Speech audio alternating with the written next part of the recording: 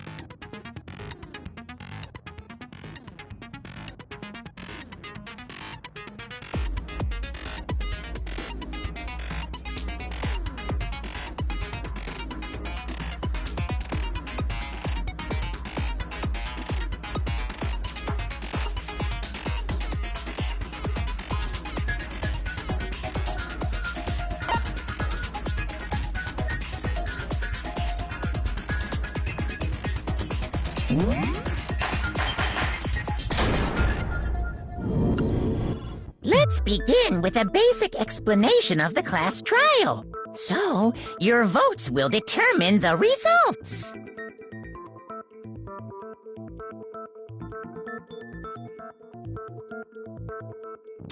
If you can figure out who done it, then only they will receive punishment. But if you pick the wrong one...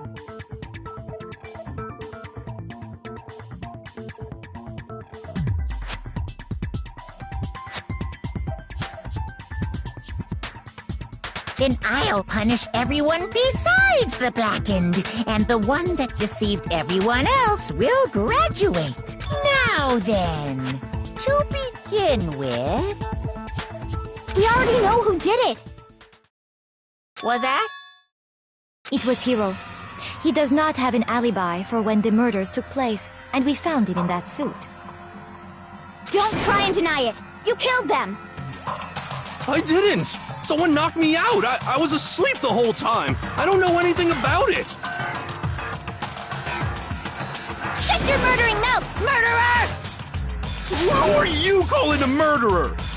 I am sorry to say, Hiro, but we do have evidence.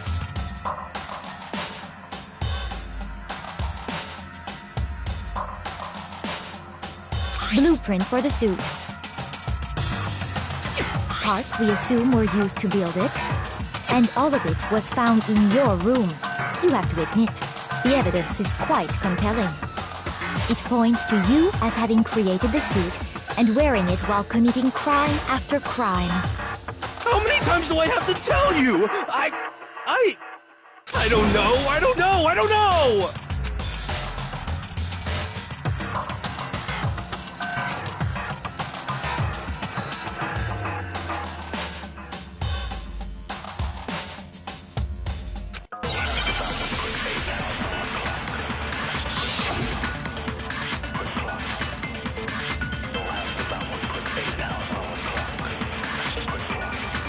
Everything we found in your room. The blueprints, the suit parts, they are all proof enough.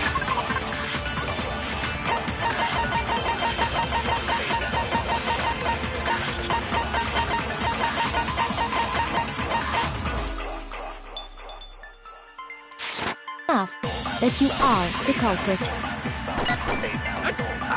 I don't know anything about that stuff! It's not true! It's a conspiracy! Hiro, why? Why did you kill them? No! Just hold on a second!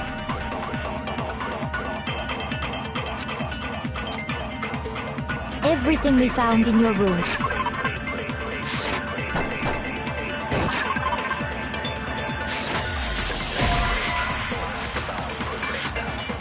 Shoot! Everything we found in your room. The blueprints, the suit parts, they are... No, that's wrong!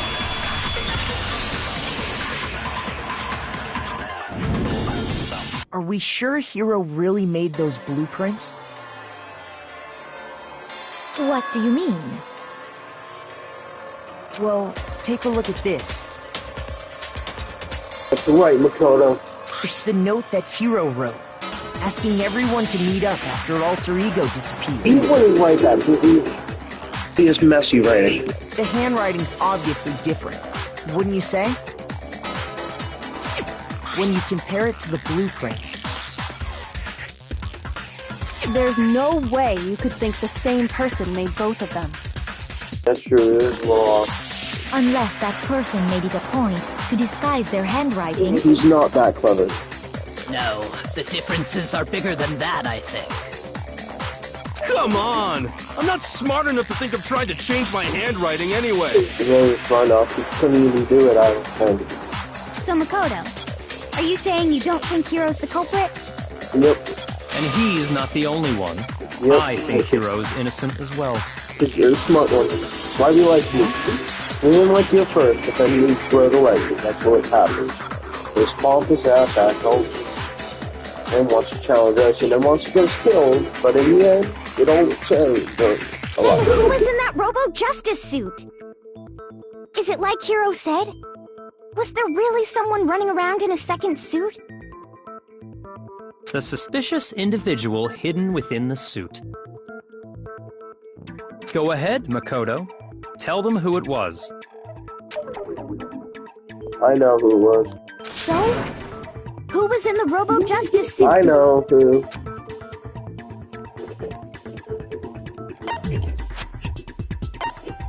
I got it! Other than Hiro, I can't think of anyone else it could have been. Obviously, he was the one in that particular suit, and we never found any kind of second suit. Then there can be no doubt. Hiro is the prime suspect. But it's about the suit. What about the weapon? How do you know you need the robo suit to have the robo weapon? Do you really? That doesn't make any sense. You just said Hiro didn't do it. Doesn't mean he has to be in the suit. If he's in a suit, sorry. Doesn't mean you have to be in the suit to get the fire. It makes perfect sense. Hiro was the suspicious individual in the suit, but he's not the culprit. he's not the culprit. The hammers outside of the suit problem. So what you're saying is... That's right. The culprit in this case has nothing to do with being in the Robo Justice suit. They just use the hammers to make it look like Hiro. What? Now that's a bold assumption. And what reason do you have to make such a statement? You do have a reason, yes? Of course. But before we get to that, there's something else we need to clarify first. So let's get that out of the way. Shall we? Hey, stop trying to boss us around! No, keep going. All things have a proper order. Exactly. So what is it? What needs to be clarified? We must clarify the method of transportation for Taka's lifeless body. That is important. And I'm ready to try. It would seem that his corpse was moved using certain particular items. Makoto, can you tell us what they were? I can remember. A blue tarp, yes, I remember. I got it!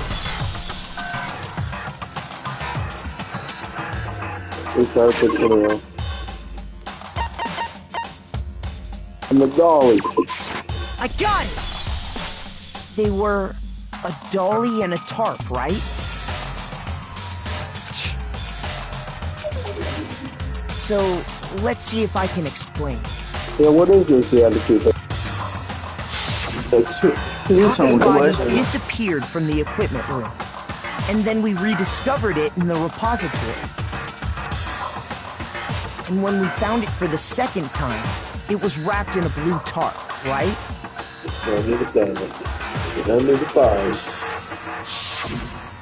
It was the same tarp that, up until then, was stored in the equipment room. Yep. I know, So the killer must have seen it there, and decided to use it when they moved Taka's body. That way, they wouldn't leave any bloodstains while they were moving it.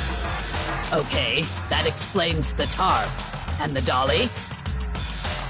Same thing. I'm sure the dolly was in the equipment room when we first found Taka's body there.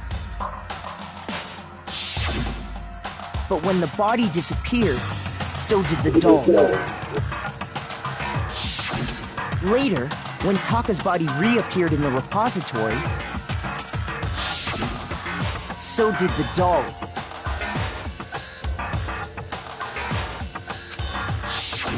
In other words, you think they used the dolly to move the body, am I right?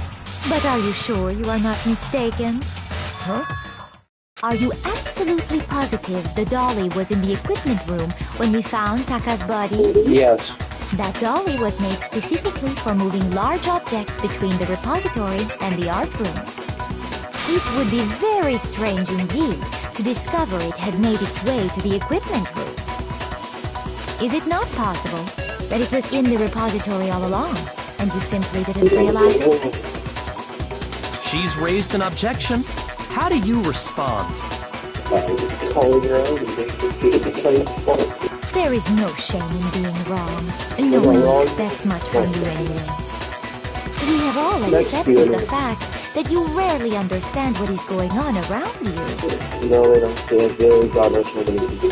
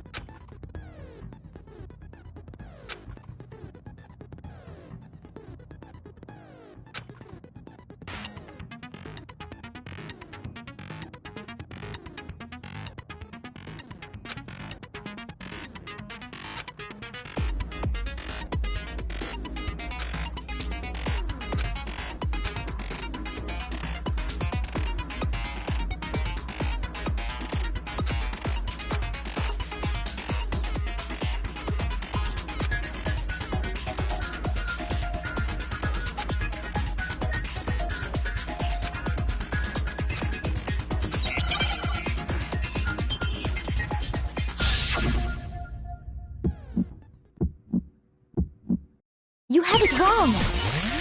I cannot agree! You are a fool! So pathetic! Wait, who died in this one? Do your worst! Away with you! You miserable wretch! I cannot agree! You are a fool! Lies will get you nowhere! Do your worst, you miserable wretch! You have it wrong! I cannot agree! You are a fool! So pathetic! Lies will get you nowhere! Do your worst! Away with you! You miserable wretch! I cannot agree! How was I supposed to win this game?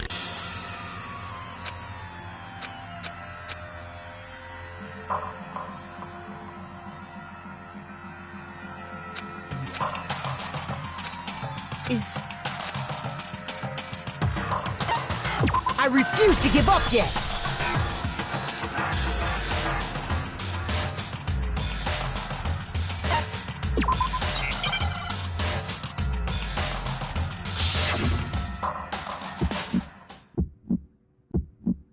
You have it wrong!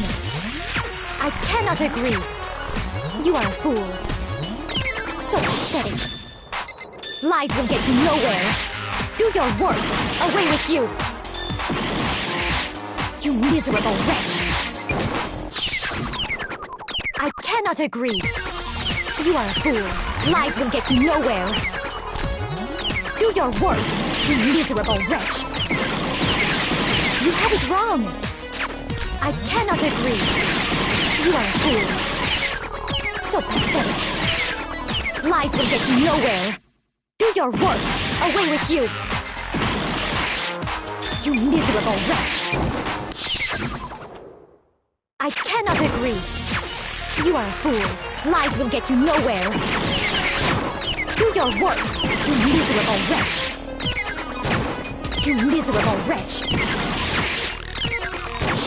You have it wrong! I cannot agree! You are a fool! So pathetic! Lies will get you nowhere! Sí, no sé, ¿qué tal?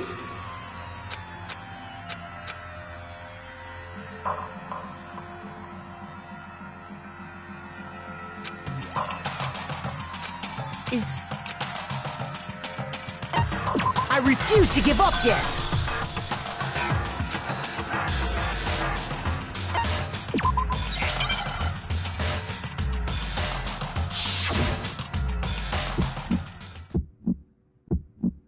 You have it wrong! I cannot agree! You are a fool! So pathetic! Lies will get you nowhere! Do your worst! Away with you! You miserable wretch! I cannot agree!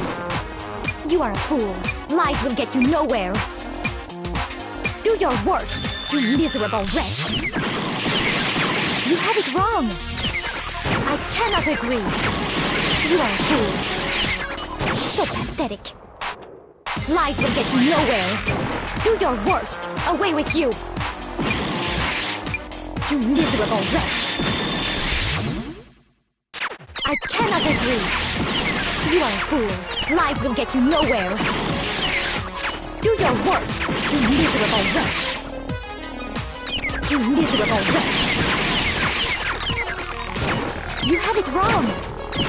I cannot agree! You are a fool! So pathetic! Lies will get you nowhere! Do your worst! Away with you! You miserable wretch! I cannot agree! This should prove it!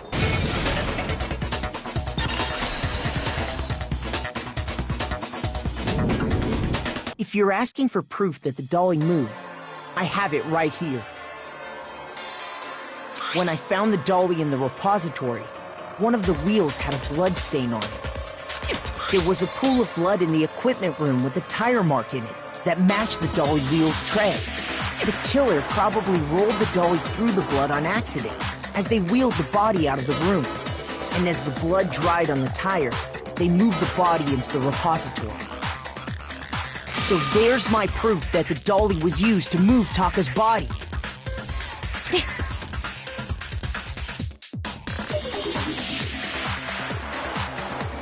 Well, anyway, that was just something we had to get out of the way. Let's get back to the main subject. Yeah, the subject of how Robo-Justice didn't do it. Because if it's not a killer robot, then what kind of robot is it?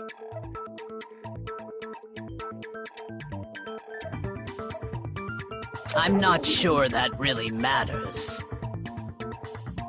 I'd be happy to explain why the occupant of the suit couldn't possibly be the killer. If you look back on how the body was transported, it will become immediately obvious.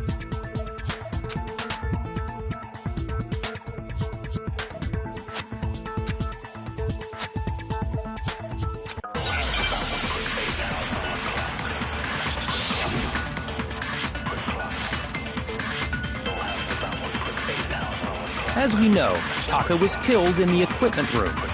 And from there, the body was moved to the repository, correct?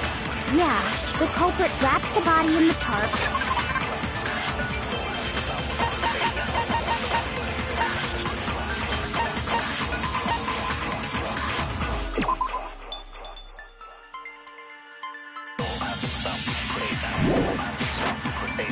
Then loaded it onto the dolly and wheeled it off. Right? Shoot!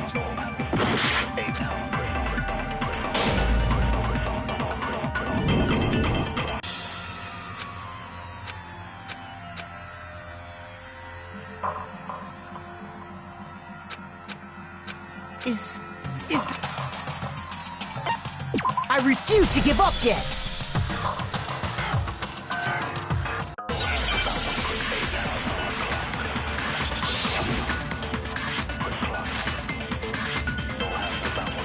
As we know, Taka was killed in the equipment room. And from there, The body... Yeah, the culprit then loaded it onto the dolly. now, keep in mind that the dolly doesn't have it. Well, yeah. But even without a handle, all you'd have to do is bend over. Then you could push the dolly no problem. So the killer carted the body... If you accept, then you must realize that who... sorry, I don't think I realized... As we know, Taka, and from there, the... Yeah, the culprit then loaded it onto the... Now, keep in mind... Well, yeah. But even without a handle, all you'd have to do is bend over. No, he's wrong!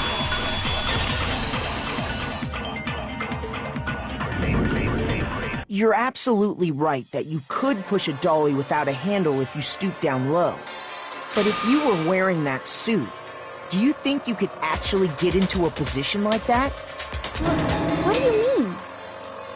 Think back to what you said when we were all checking out the suit together, remember?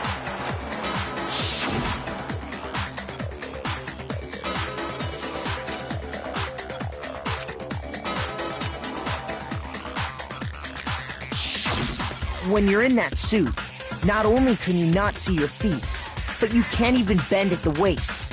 Am I right about that? Now that you mention it, yeah.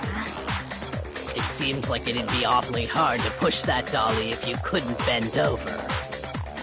Well, what's to stop you from simply pushing the dolly with your feet?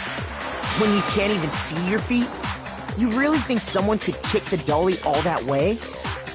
Yeah, it'd be totally impossible. Not that I can say for sure myself. On top of that, if you were wearing such a rigid, cumbersome suit, it's very unlikely you would have the dexterity to go about wrapping the body in a tarp. Well, I mean, isn't that just a matter of taking off the suit when you're ready to move the body?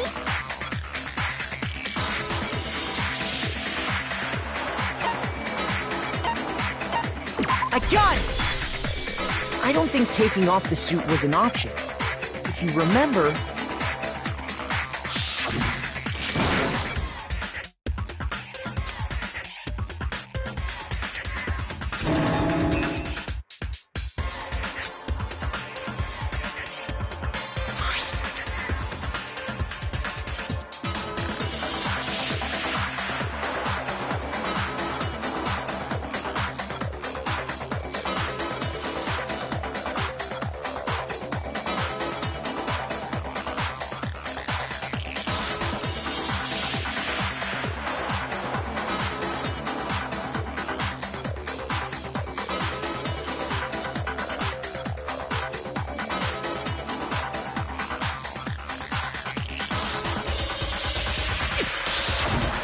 That's true.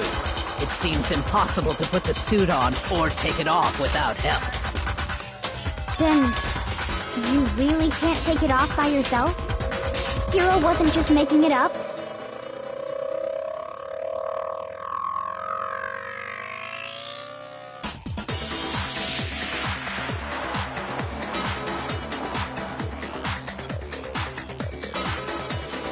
Of course I wasn't making it up.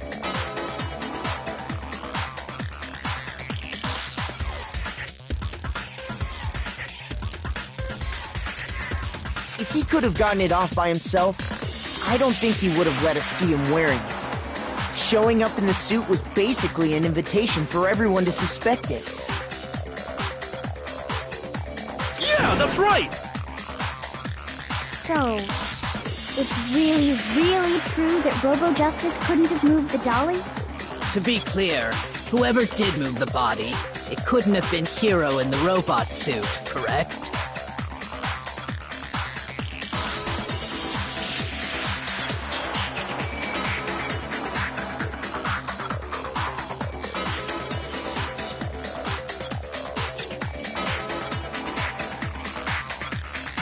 No, wait.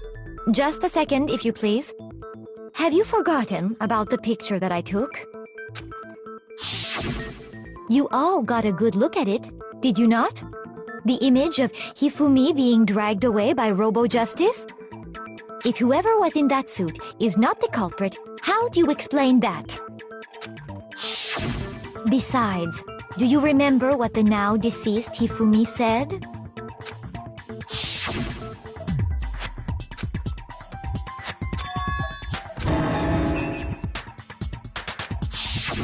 So long as those facts exist, the proper conclusion is beyond question.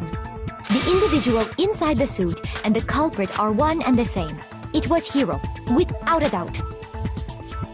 Yeah, that's gotta be right. Hold on a second! Wrong. It's still far too early to reach that conclusion. Besides, there's no hurry to decide who did it. Before we rush to a verdict, shouldn't we explore every single possibility? Instead of seizing on one viewpoint, the truth is uncovered by analyzing things from every angle. Perhaps, but where do we go from here? Let's review this series of unfortunate events from the beginning. Maybe we'll uncover something new. What a pain in the ass! I don't disagree, but our lives are on the line. If this is what it takes, we have to do it. Plus, maybe we'll get to find out where the heck Kyoko was when everything went down. All right then, let's take another look back at what happened. I suppose we could start with this morning. 4 of us gathered together in the dining hall.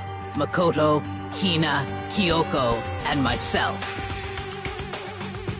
We waited there for quite a while, but nobody else showed up, so we went to look for everyone.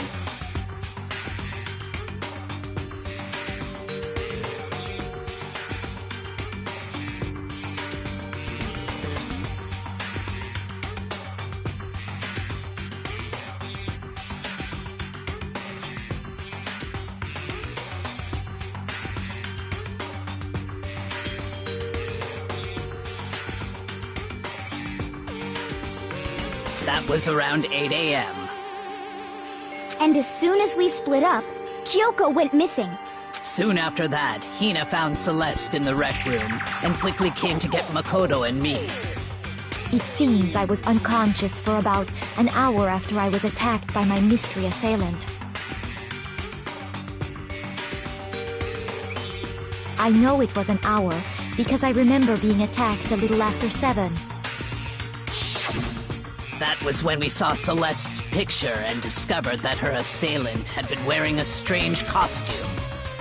As it turns out, it was Robo-Justice. It also soon became clear that this same Robo-Justice had abducted Hifumi.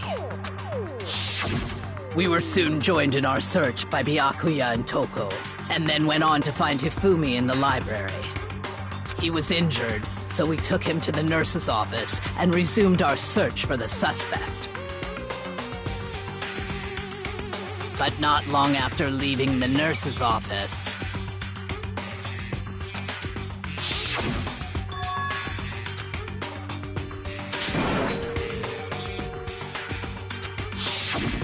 When Celeste told us that, we decided to split up and search the second floor.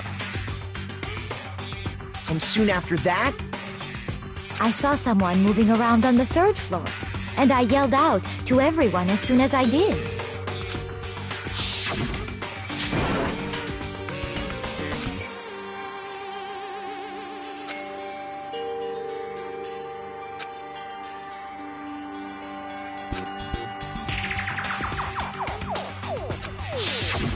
and then...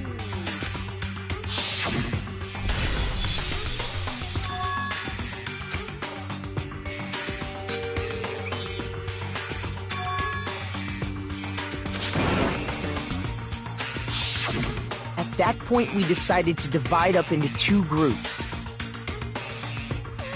Celeste, Hina, and I went back to the nurse's office, while Sakura, Byakuya, and Toko chased after the suspect. When we got back to the nurse's office, we found Hifumi, dead. And that's when we heard the body discovery announcement.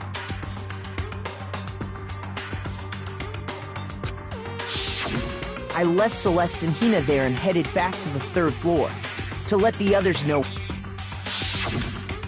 Meanwhile, we had just discovered Taka's body in the equipment room. We must have found both bodies at almost exactly the same time, because we heard the same announcement not long after we discovered his body. And that's when I told you guys about Hifumi. Then the three of us headed for the nurse's office. But right after we left the physics lab, we ran into Celeste, who'd arrived after us, and she told us something very surprising.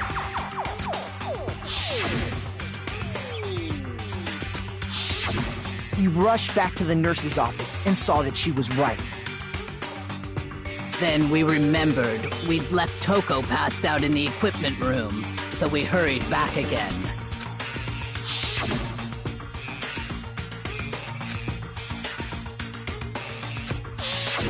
But when we got there, we discovered that now Taka's body had also gone missing. Next thing we knew, we were searching the school for two missing dead bodies.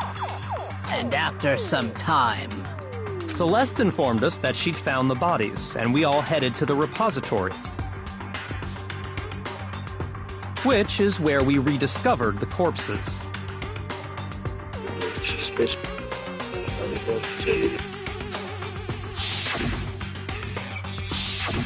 I think that about covers it. I see. The whole thing sounds exceptionally complicated. It certainly seems to me that these are not a simple series of connected events. Okay, well, if that's true, then what? Rather than a single series of events, I think we have to consider each murder a separate situation. And from there, we can uncover the contradictions surrounding all of them. Now then, let's get started, beginning with what happened to Taka.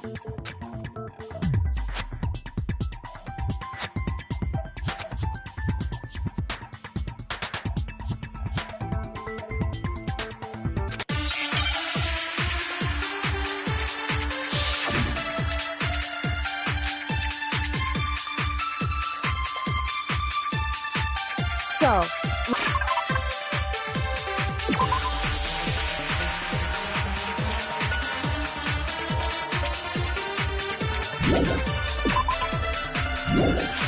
regarding Taka's death, I wonder if he died before Hifumi, or perhaps it was after? We already know what order they were killed in.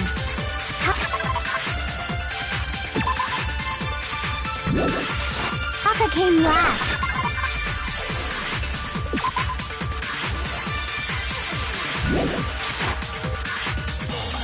What makes you say that? Because of the numbering of the Justice Hammers.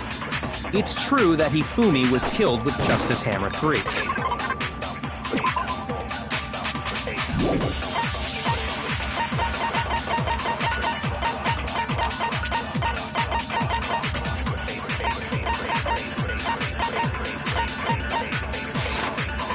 while Taka's death came from a swing of Justice Hammer 4. See? So it's obvious Taka came after. So, I wonder if... Or perhaps it was after. We already know what order they were killed in.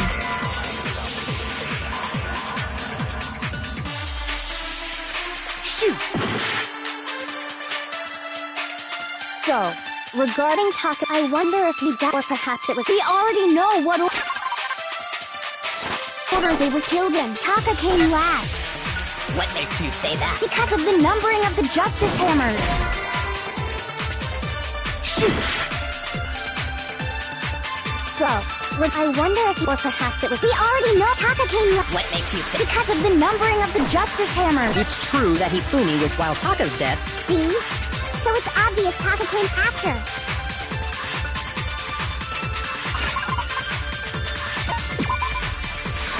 So... Oh, regarding Taka's death, I wonder if he died before, or perhaps it was after? We already know what order they were killed in. Taka came last. What makes you say that? Because of the numbering of the Justice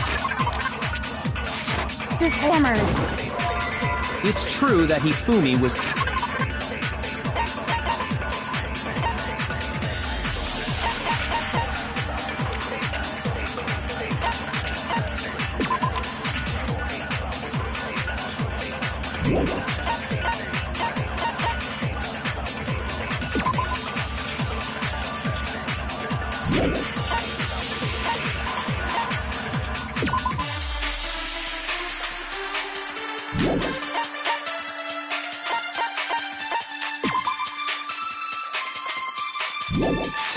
killed with Justice Hammer 3, while Taka's death came from a swing of Justice Hammer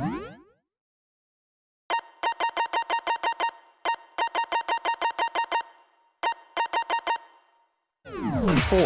See? So it's obvious Taka came after. So, regarding Taka's death, I wonder if he died before Hifumi, or perhaps it was after? We already know what order they were killed in. Shoot!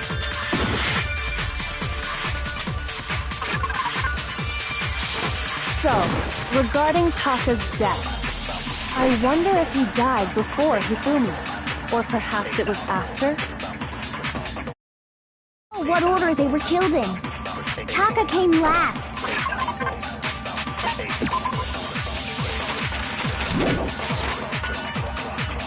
What makes you say that?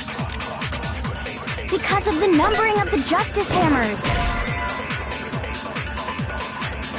Shoot! So, regarding Taka's death, I wonder if he died before Hifumi, or perhaps it was after? We already know what order they were killed in. Taka came last. What makes you say that? Because of the numbering of the Justice Hammer. It's true that Hifumi was killed with Justice Hammer 3, while Taka's death came from a swing of Justice Hammer 4. See? So it's obvious Taka came after. So, regarding I wonder if he died before, perhaps it was after. We already know what order they were killed in. Taka came last. What makes you say that? Because of the numbering of the... No, that's wrong.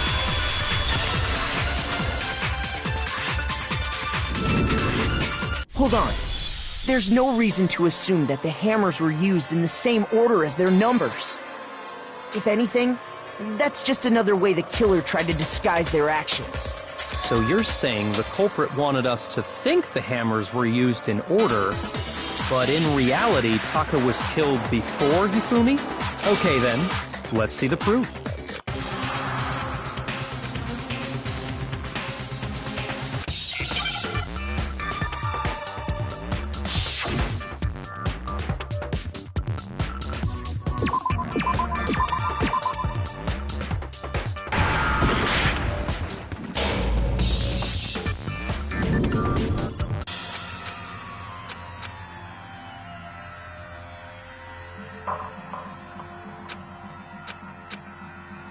Is the...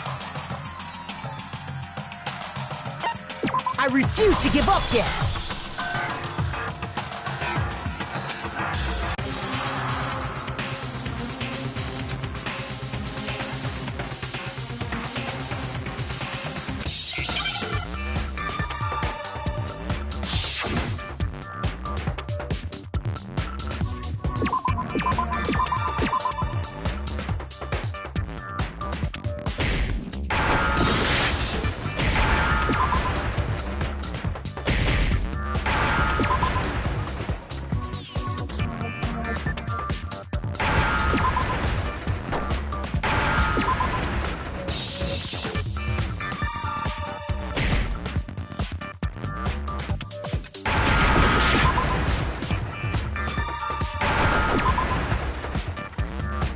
Now I understand! I've got it! Taka's wristwatch! See? Look! It broke with the hands pointing just past 6 o'clock. It must have gotten broken when he was attacked by the killer. Because as of last night,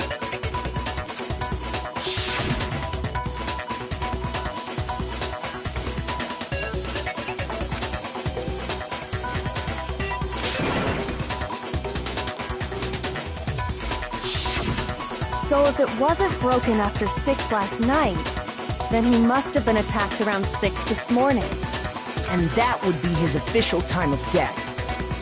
But if that's true, then he was killed well before Hifumi. And before Celeste was attacked this morning, which happened around 7.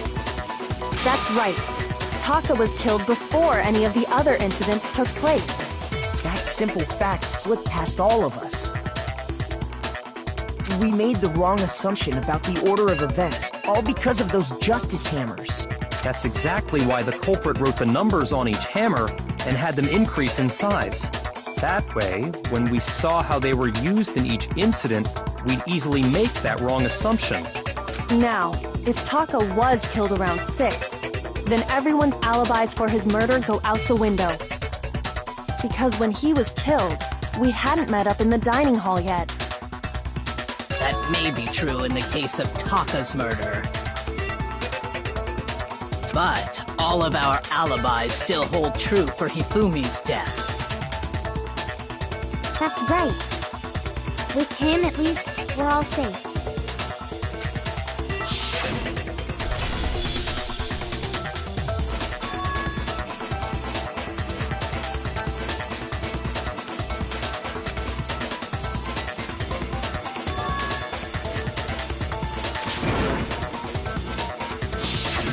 When we heard Hifumi screaming, we were all together. Except for Hiro and Kyoko. Then we all ran down to the nurse's office, and that's where we found his body.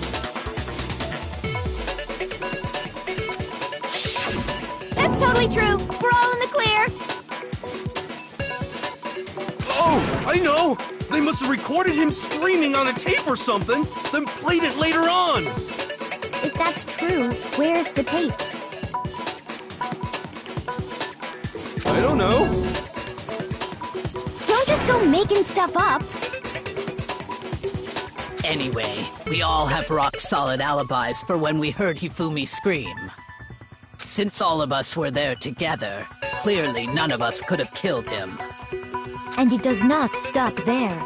There was also the moment when we discovered his body had disappeared. When his body vanished from the nurse's office, Hina and I were in the bathroom together, while everyone else was in the equipment room, correct? And then there's the disappearance of Taka's body from the equipment room. At that time, we were all gathered together in the nurse's office because of Hifumi going missing. Well, don't forget, I was passed out in the equipment room the whole time. Wait, then what if Genocide Jill did it? She could have dragged Taka's body out of there right then! Even if she could pull that off, there's no way she could have done the same with Hifumi's body. Because, as we just established, she was passed out in the equipment room when his body disappeared. Besides, I didn't do either of them anyway. In other words, It is impossible that any of us could have killed Hifumi, or Ro and Kyoko had disappeared, so they most certainly could have done those things. So what now, Kyoko? For now, we can't get fixated on who did it, or we'll just keep going around in circles. So instead of who, I propose we start talking about how. In particular, I think we need to figure out how Hifumi's body got moved. That's true. We searched everywhere, but we couldn't figure out how to explain his body disappearing. And according to what Celeste said,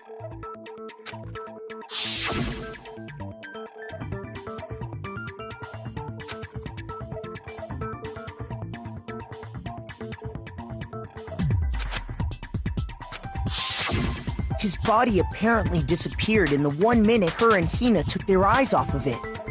But to carry that much weight from the first floor up to the third in that short amount of time?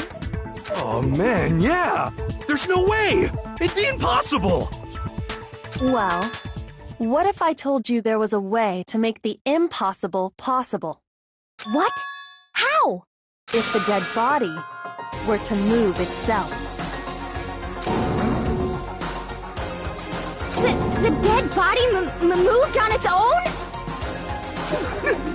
No! Not another... ghost! I don't think it has anything to do with the occult. I think what she's implying is...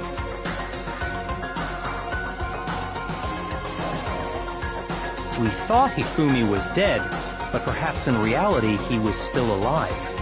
He was... alive?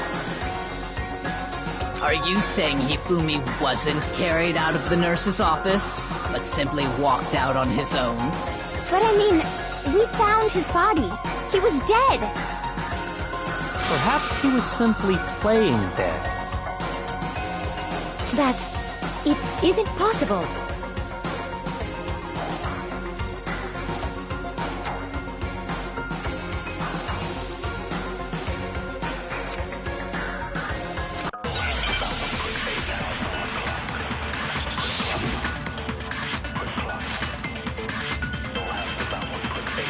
Are you saying that when we first found Hifumi in the nurse's office, there's a chance he was actually still alive?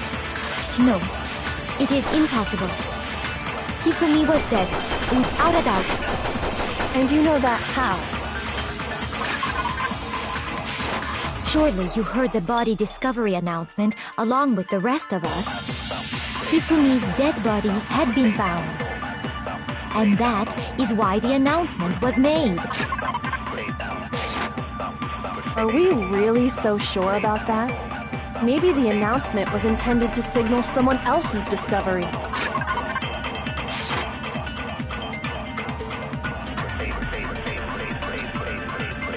Are you saying that when we first found Hifumi, there's a chance he was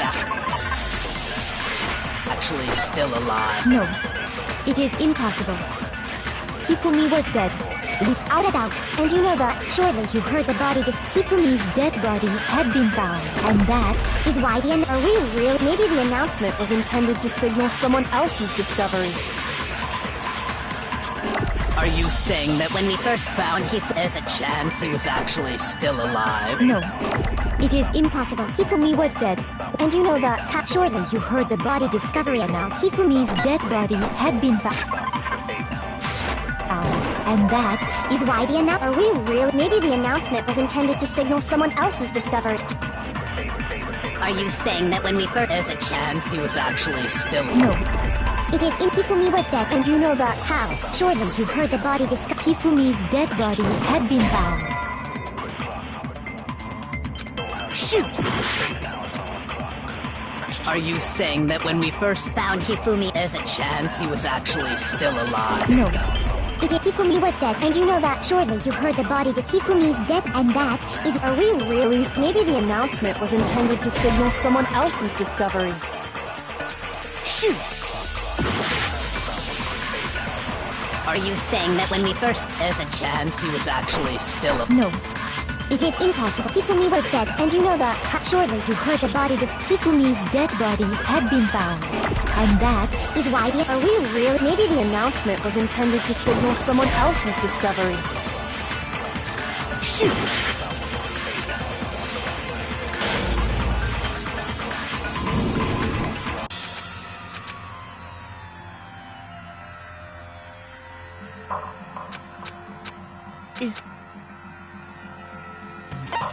I refuse to give up yet!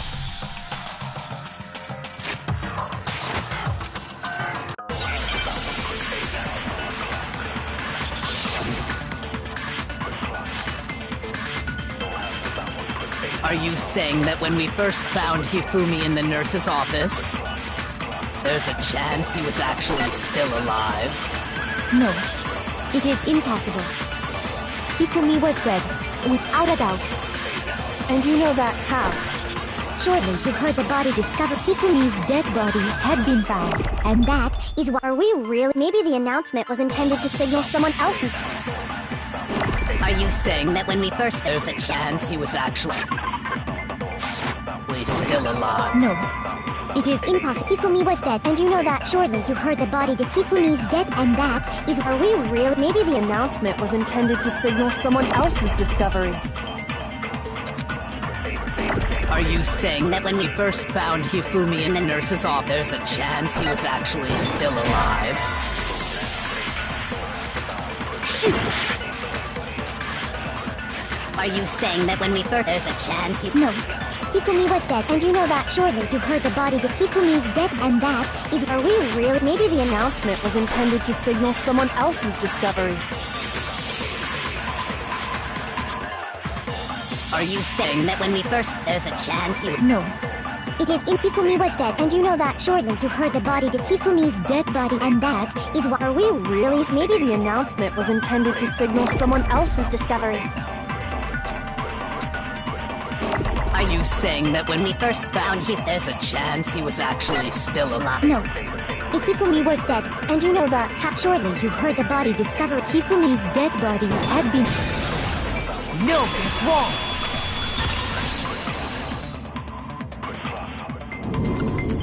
Was the body discovery announcement that was made really intended for Hifumi?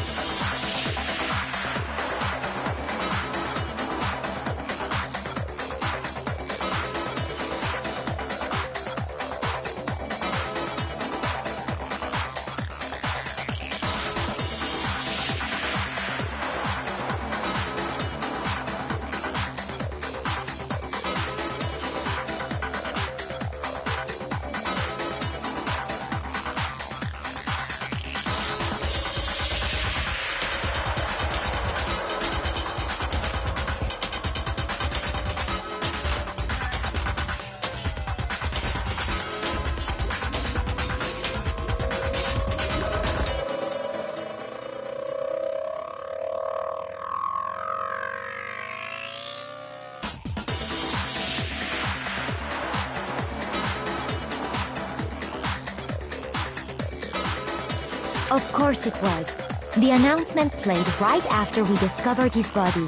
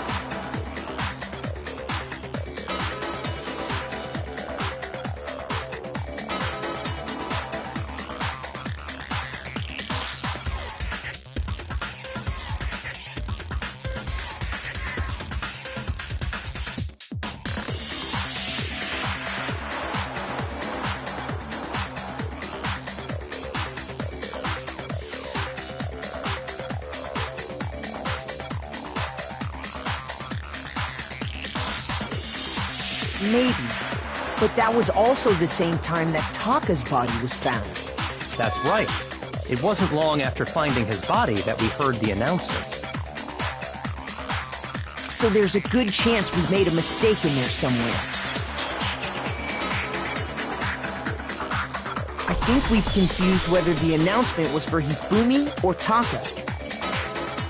First of all, if 2 bodies had been found, there really should have been 2 announcements. Maybe Monokuma simply got lazy and rolled them together into one. What do you say, Monokuma? Any comment? Hey, stupid fucking bear, what's your comment? Well, it's a very sensitive issue, Oh, really? so I can't go into too much detail. But what I Bunch of can bullshit. say about the body discovery announcement is that it's only broadcast when 3 or more people find a dead body for the first time. That didn't answer our question, man. We're asking if you're a lazy bum. Exactly. No, actually, that was plenty. Huh? You know, I want to know, is he a lazy bum? He said it's only broadcast when a body is discovered for the first time, which means even if we find the same body again later, he won't make the announcement again. If that's true, then why was the announcement made again later on?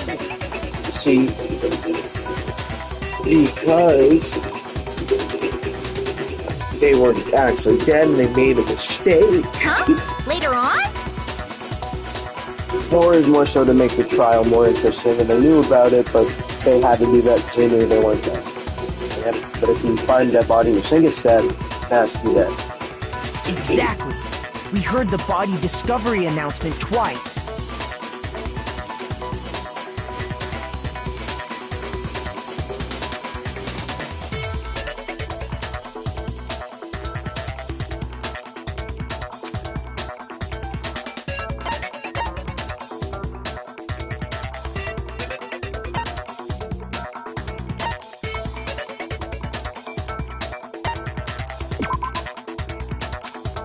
The middle one.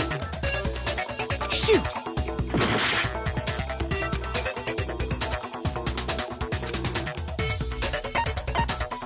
I got it! Yeah. We heard it a second time in the repository, when we rediscovered the 2 bodies.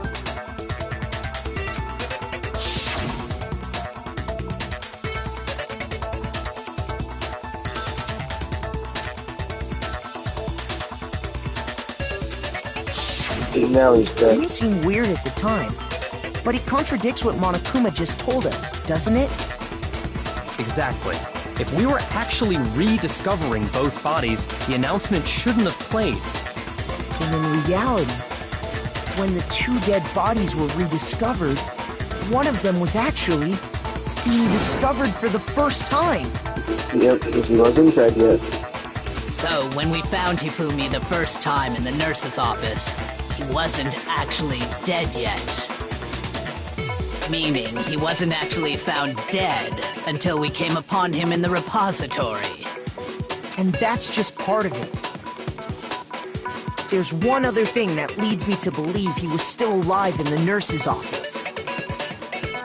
Oh, I know! Because he was super good at playing dead! Bada bing, bada boom! That is the worst logic I have ever heard. Was because he was good at playing dead. He was playing dead.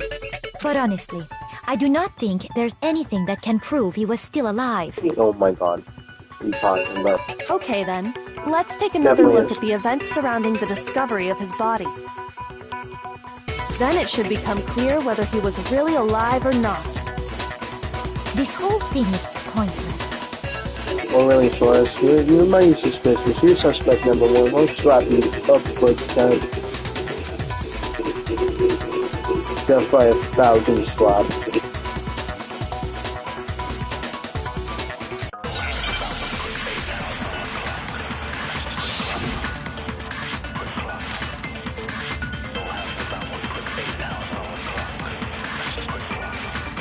Well, here's one thing we do know. The first time we found Hifumi's body was in the nurse's office. And then, while me and Celeste were in the bathroom, his body disappeared. And the next time we saw his body, it was in the repository. But when you compare his body before being moved and his body after being moved, other than the change in how it was positioned,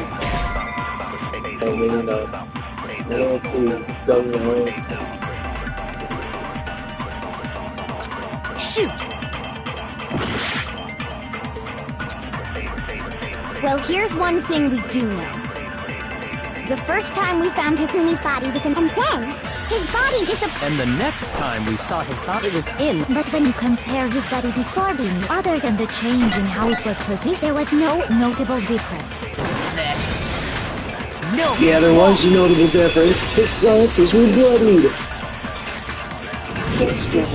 In fact, there was one clear difference between Hifumi in the nurse's office and the repository.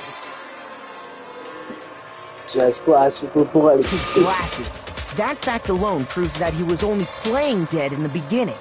Got wipe the blood on there. Perhaps you'd like to fill the rest of us in?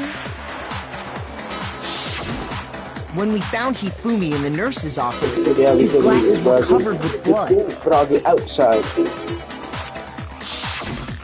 But when we found him again later in the repository, they were spotless. Clean, about so much a clean there.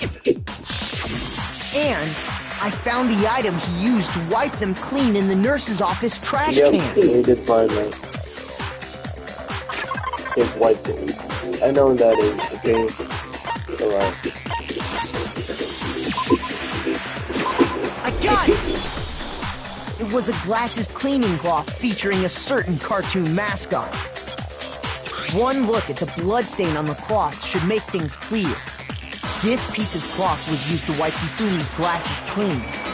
And the mascot on the cloth is the same one that's on the digital camera, right? And whose digital camera was it? Hifumi's, of course. The character was Princess Piggles from Demon Angel Pretty Pudgy Princess, I think. Yep. I highly doubt anyone but Hifumi would have brought something like this to school. Uh-huh. I see your point. And the only people here who wear glasses are... I wouldn't be caught dead using a tacky piece of garbage like that. A few tissues is all I need to keep my glasses clean. Then there's no question. It belonged to Hifumi. So what you're saying is... What exactly? What I'm saying is, the blood on his glasses was wiped away using his own glasses cleaning cloth. Even if that is true, it does not mean he wiped the blood off himself. But who would benefit from a clean pair of glasses other than the glasses owner? That's a good point. And it must have been him, right? So let's assume that Hifumi was still alive in the nurse's office. He pretends to be dead. Then when he's alone, he wipes his glasses clean so he can see. Then he stands up and walks out on his own 2 feet. And with that, the impossible task of moving his copious corpse becomes possible, wouldn't you say? But then, if he was just pretending to be dead, what was with all that blood? Was it paint or something? The fridge in the nurse's office contains packs of blood for emergencies. He probably used one of those. He figured if he was gonna play dead, he should go all out, so he just dumped it everywhere! But he got crazy with it and had to wipe his glasses off when he was done! God, what an idiot! And if Hifumi was still alive at that point, the disappearance of Taka's body is easily explained. It should be perfectly obvious who must have moved Taka's corpse.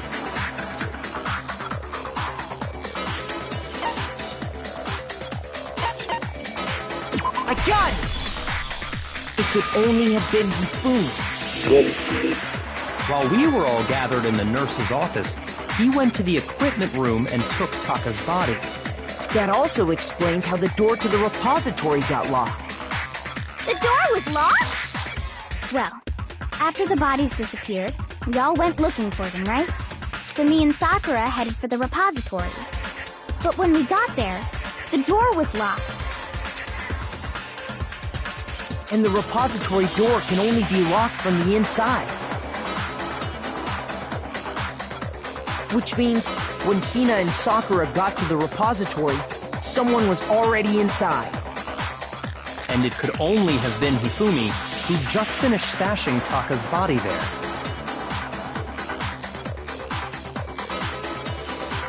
He convinced us all he was dead, and when he saw his chance, he dragged Taka's body to the repository. So, Hifumi wasn't just another victim in this case. He was one of the assailants. But that means he took part in the murders. Yep. I just can't believe it. If you're having trouble, would you like me to show you one more piece of evidence? There's more? Oh, absolutely. The single biggest fact pointing to his involvement has yet to be revealed. You know what I'm talking about, right, Makoto?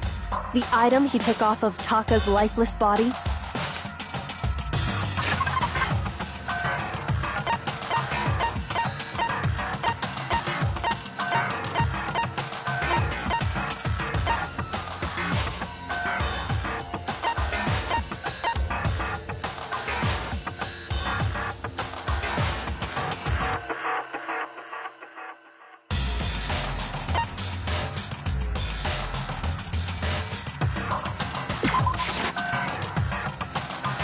Shoot!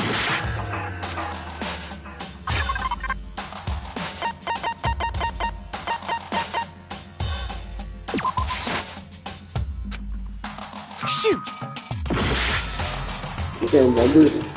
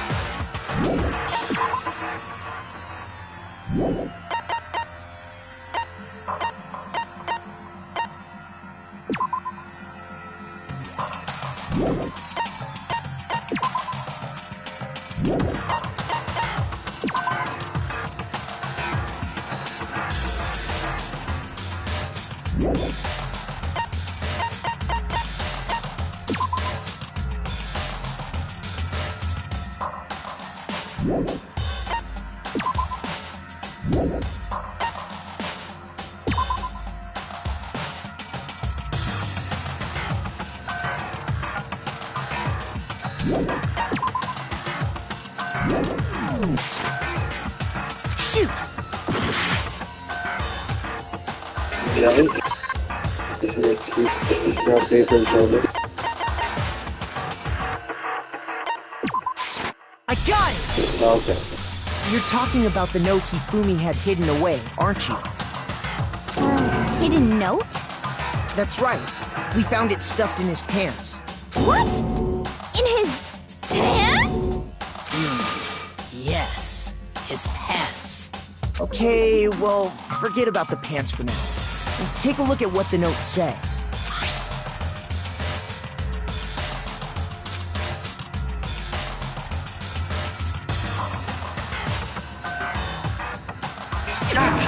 That's the note I was telling you about. The one that told me where to go. Huh? Wait, this one's a little different. In my note it said, Monokuma can't find out, so don't tell anyone else for now. Let's meet in the rec room at 1 a.m. I see. Then this note isn't the same one Hiro got. It's not the same? In other words, the killer got in touch with another person besides Hiro. And that person could only have been...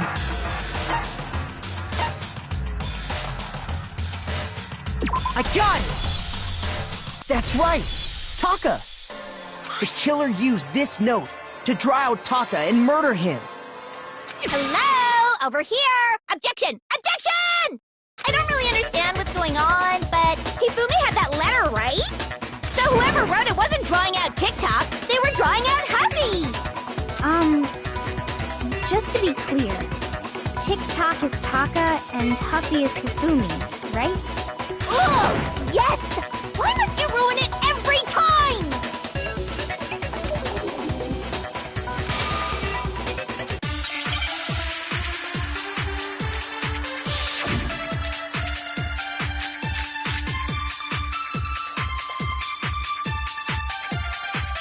Huffy had the note, right?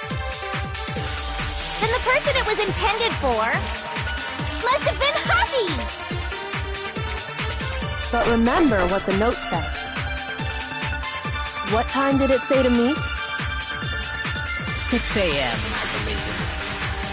The time doesn't matter! The note has nothing to do with TikTok!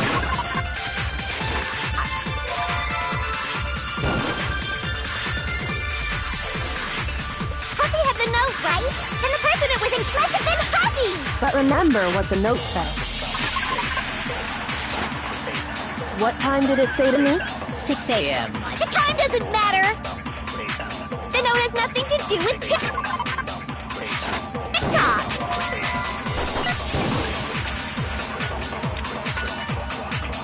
Huffy had the note, right? Then the person it was must have been Huffy! But remember what the note said. What time did it say? 6 a.m. The time doesn't matter! The note has nothing to do with TikTok!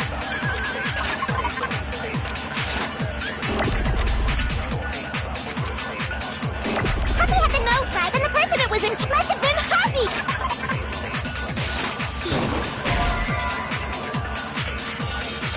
Shoot! Huffy had the note, right? Then the person it was must have been Huffy! But remember what the note said. What time did it say to meet? 6 a.m. The time doesn't matter! The note has nothing to do with TikTok! Huffy had the note, right? Then the person it was in must have been Huffy!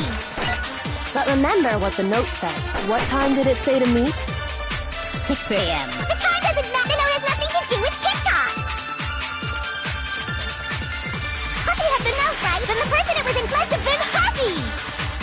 But remember what the note said. What time did it say to meet? 6 a.m., I believe. The time doesn't matter! The note has nothing to do with TikTok!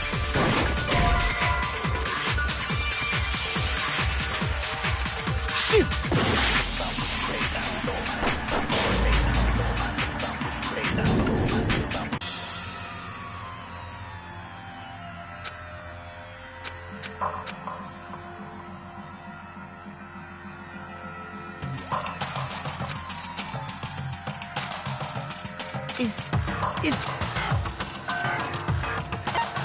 I refuse to give up yet!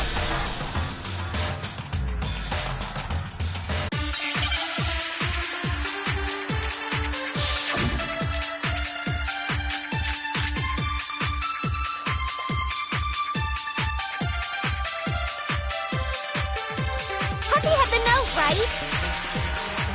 Then the person it was in must have been Huffy! But remember what the note said. What time did it say to meet? 6 a.m., I believe. The time doesn't matter! The note has nothing to do with TikTok! No, that's wrong!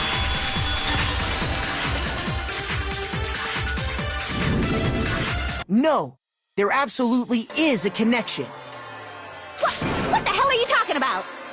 The note said to meet at 6 a.m., which is the same time Taka was murdered. You've already proven that using his wristwatch. But there's more. Look where the note says to meet. The equipment room, right? Which is where Taka was killed. I see. So, Taka was murdered at both the time and place written in the note. I think that should be plenty to show that this note was definitely meant for Taka. Well, when you put it like that... No further objections! Then someone used that note to trick Taka. Just the same as me.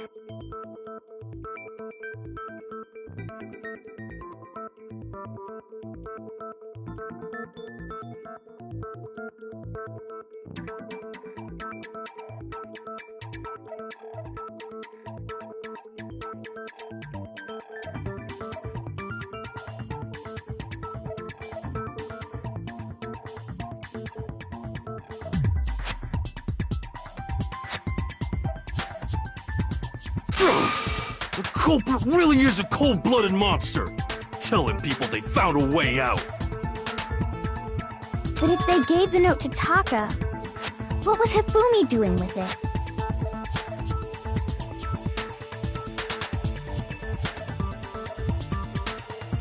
Stuffed down his pants, no less!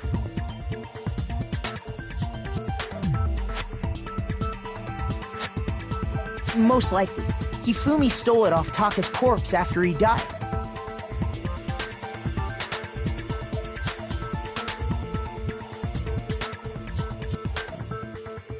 Huh? He stole it?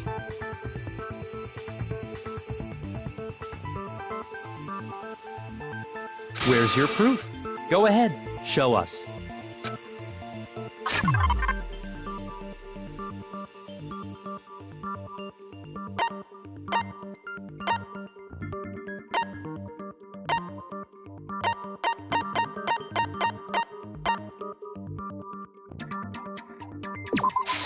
I got it! When I searched Taka's body, I saw that his lifeless hand was gripping a small scrap of paper. If I'm right about this, the sheet of paper this piece came from is... I knew it! It fits perfectly with the note we found hidden on Hifumi.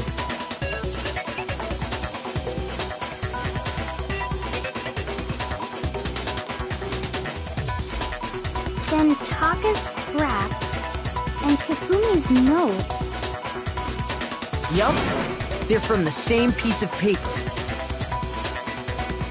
Hifumi had the note meant for Taka, while Taka's corpse still grasped a small piece of that note. There's only one way to explain it. Taka died clutching the note. Hifumi tried to free the note from his death grip, leaving behind only one small scrap. Did I get all that right? That means Hifumi knew the note was important. Exactly. Which proves that he was an accomplice in the murder. Whoa. Yeah. After seeing all this, Hifumi was super involved in this whole thing for sure. In fact, he was behind the whole thing.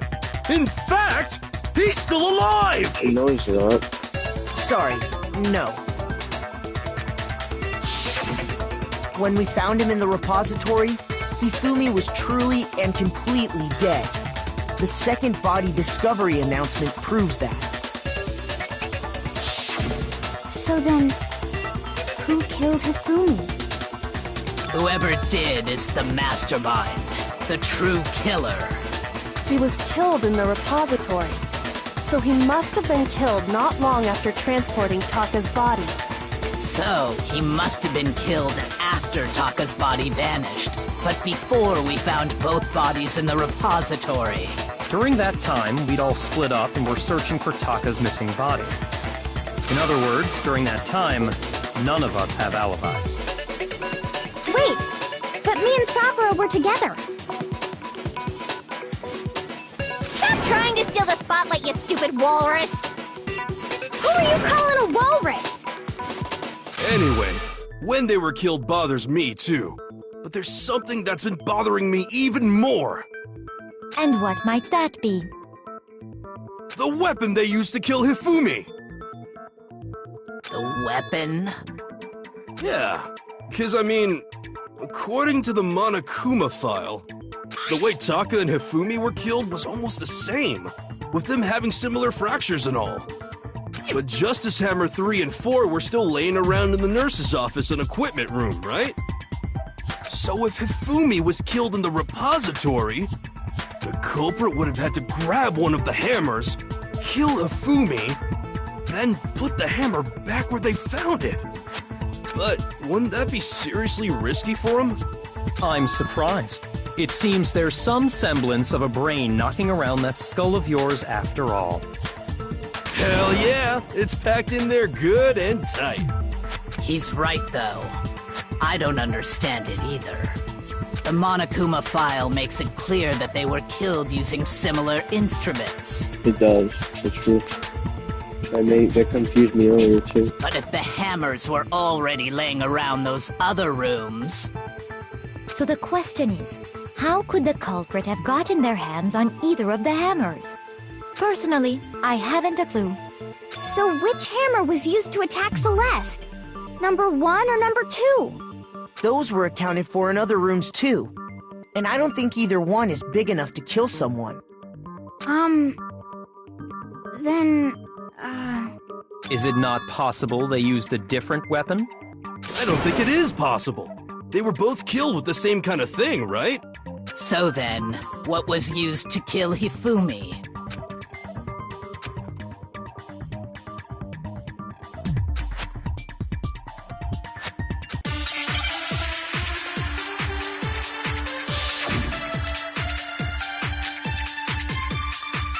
Yeah, that's what I thought it was, a spotless hammer. What was used to kill Hifumi? Was it Justice Hammer 3? Maybe Justice Hammer 4? well, whatever it was, there's one. How was the culprit? How did nobody witness them carrying him? Shoot! What was used to kill Hifumi? Shoot!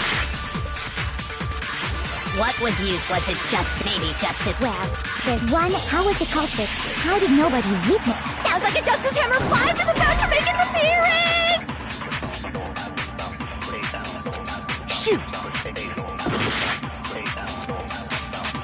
What was used? Was it maybe Justice? Well, there's one. How was the culprit? And how did nobody witness? Sounds like a Justice Hammer 5 is about to make its appearance! Check out murdergear.com/hammertime for more info! Well, one thing seems pretty clear. The murder weapon had to be one of the Justice... No, that's wrong!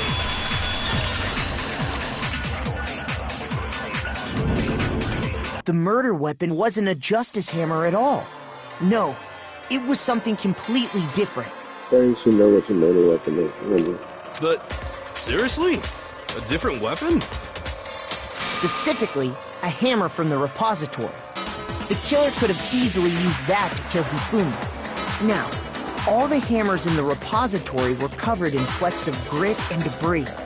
But for some reason, one of them had been scrubbed clean. Huh? And the reason it had been scrubbed clean was most likely because it was used to commit murder. If the hammer got covered in Hifumi's blood, of course they'd have to clean it off. I'd also like to point out that the repository has all kinds of hammers. Big and even some flat, mallet-like ones. I think whoever made the Justice Hammers used those as a basis for their design. If that's true, that would explain the Monokuma file's note about the wounds being similar. So Hifumi moved Taka's body to the repository, where someone then used a hammer to kill him. Whoever did that is the true killer. The one Hifumi was working with. And the one who betrayed him. Hold on a moment. I still think it's strange to assume someone was working together with him. The way the graduation rule works, there is no benefit to helping someone else carry out a murder. So the idea that anyone would work together like that is simply ludicrous. We talked about this, did we not?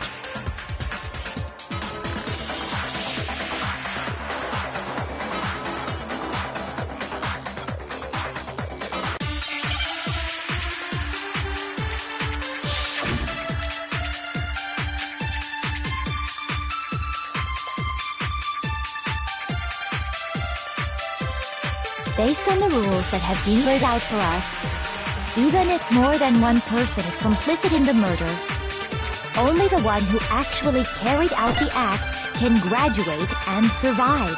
Assuming the rule holds true, it is simply impossible that two people work together on this. That is how the rule was explained to us. But that only really applies if there's one murder, right? In this case, however, there were two murders. Based on the rules that have been, even if more than one, only the one who actually carried out the act, assuming the rule holds true. It is simply That is. But that only really applies. In this case, however, there were 2 murders. Based on the rules that even if more than one person, only the one who actually carried out the act, assuming the rule holds true. No, that's wrong.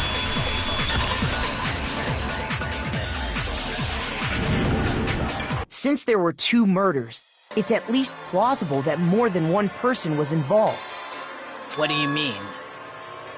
If there'd only been 1 murder, then yes, the idea of an accomplice isn't really worth considering. Naturally, if only 1 person can be saved per murder, an accomplice has no risk versus reward benefit. Risk versus reward benefit?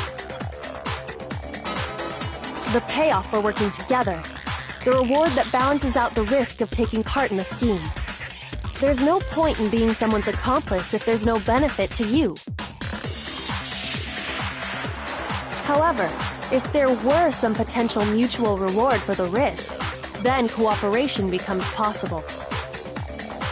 You're saying that 2 people could act as each other's accomplices to commit 2 separate murders. I think that's what the true killer told Hifumi. They would each have an accomplice for their crime. And based on the case's events, Hifumi would have been the first one to act, murdering Taka.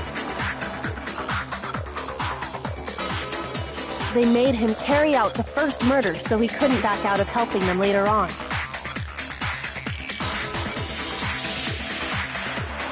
So in this case, there wasn't one single person committing multiple murders.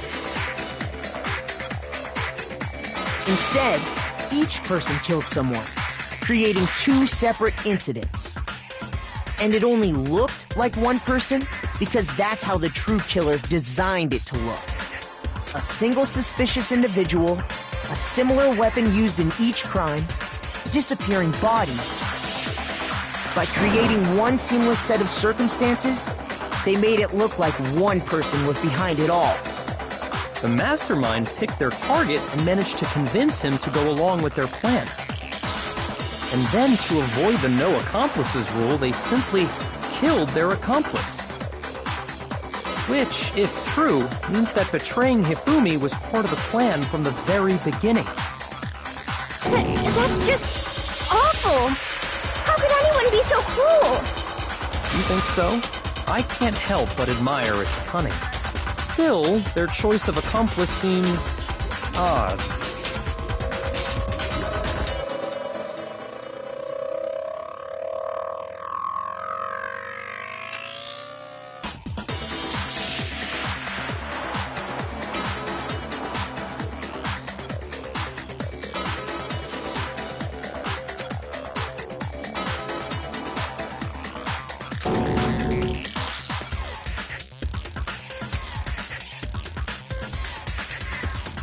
I understand how an accomplice could be involved, but then who was the one pulling Hifumi's strings? That's problem numero uno right now!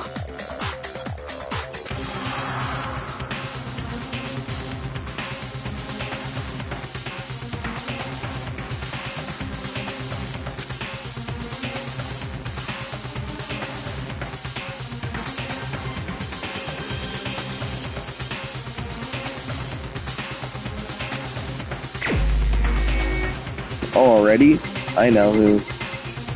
Because she's been so suspicious the entire time. Where are you, Celeste? Here's my answer. It was Celeste. Ah, so I'm the suspicious individual now, am I? I really do hate this kind of joke. A joke? I wonder. So what you are saying, then, is that I specifically chose to work together with Hifumi. The idea that I would choose to spend any amount of time interacting with him, that I would go within 10 feet of that shit-brains, that lazy, worthless, goddamn idiot! Accent. Pardonnez-moi. Just to be clear, there is evidence to support it. Is that so? It is. Throughout the investigation, there was certain behavior that was common only to the two of you.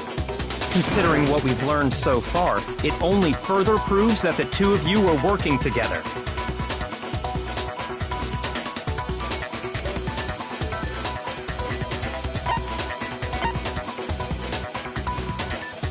You screaming? No. Shoot! I lost him. A suspicious individual, yep. I got it! That's true. The behavior they had in common has to do with the suspicious individual in the suit, doesn't it?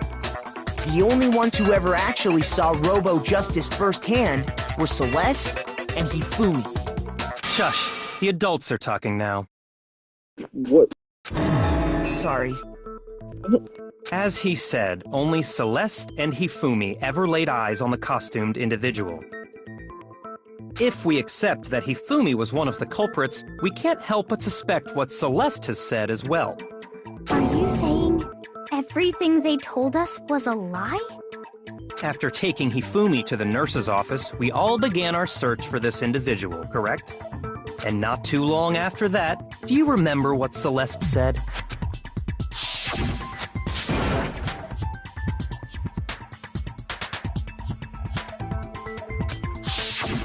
We headed to the second floor specifically because of what she claimed to have seen. Next, to draw us all to the physics lab up on the third floor, She let out a blood-curdling scream. and when we'd all come to see what was wrong, what was it she said?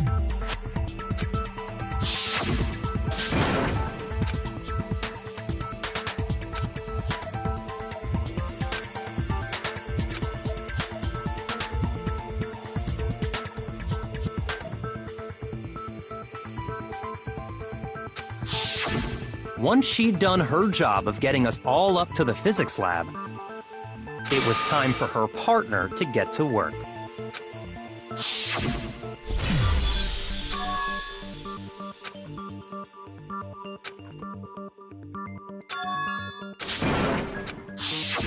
It was to get us to divide into two groups. So that we would discover both bodies at the same time? In fact, Celeste was precisely the one who proposed that we split up.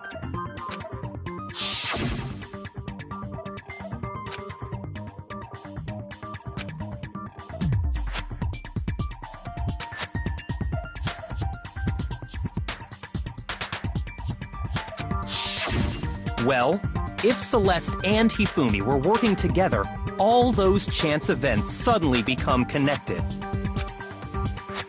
And on top of that, that piercing cry of yours early on.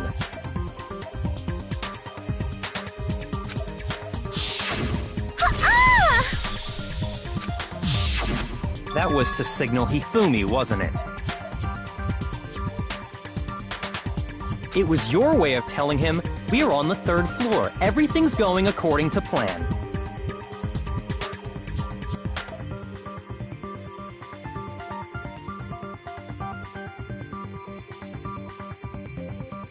Why else would you let out a scream that could have carried across the sea? I just realized another strange thing. When we found Hifumi in the nurse's office, who we now know was only pretending to be dead,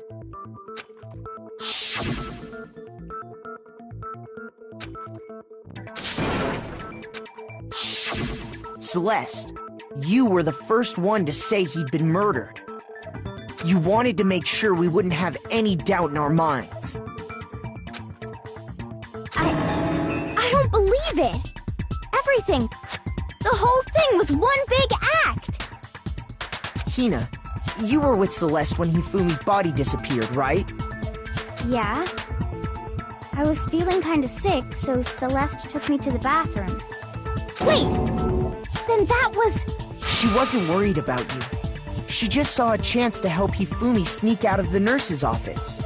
Each piece isn't much by itself, but start putting them together and the picture gets very ugly indeed. Wouldn't you agree, Celeste? I have no idea what you mean. Don't bother trying to deny it. You made one fatal mistake. Oh, did I? I didn't even catch it myself when you first said it, but looking back, I can say that that one little slip-up was your undoing. What are you talking about? I'm talking about what you said after Hifumi's body disappeared and we returned to the nurse's office.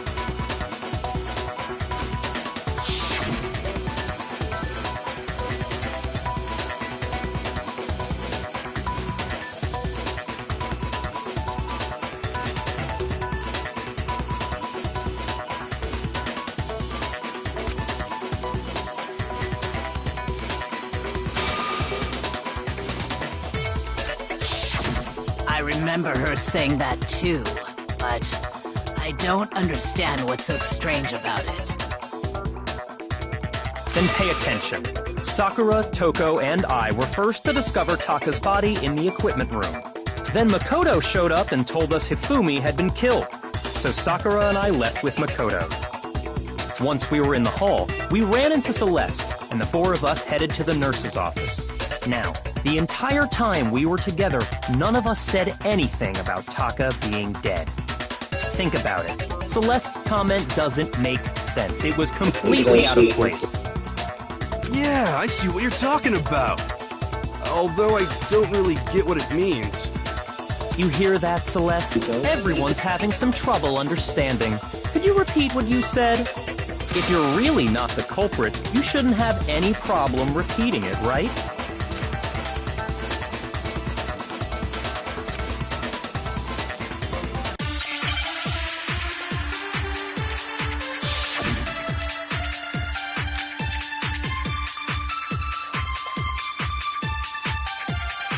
All I said was, they must really be enjoying this. Enjoying the sight of us standing around, frightened and confused. Shoot! All I said was, they must really enjoying the sight of us standing around. They must be positively elated. We are all going to die here. We are going to die, just like those guys died. And that is all I said. And that's all it takes. What was so strange about Celeste's comment?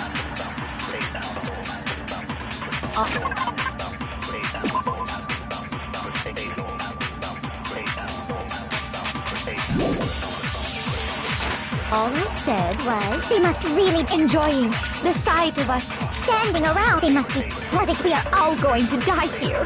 We are going to die, just like those guys died. And that is all I said. And that's all it takes. What was so strange about Celeste's comment? All I said, they must really enjoying the sight of us. They must be positive. We are all going to die here. We are going to die, just like those guys died. Shoot!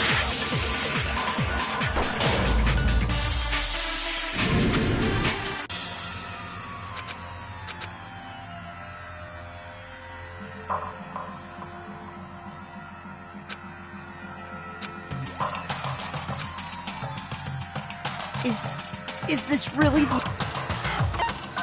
I refuse to give up yet!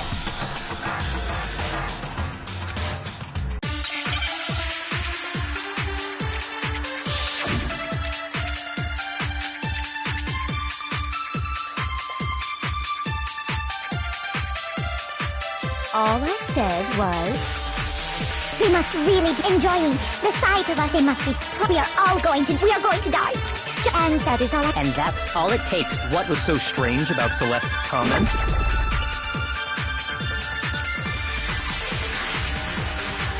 All I said, they must really enjoying the sight of us. They must be. We are all going to die. We are going to die, just like... No, that's wrong!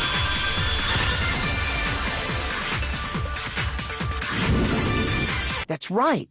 There's no reason Celeste should have said, just like those guys died.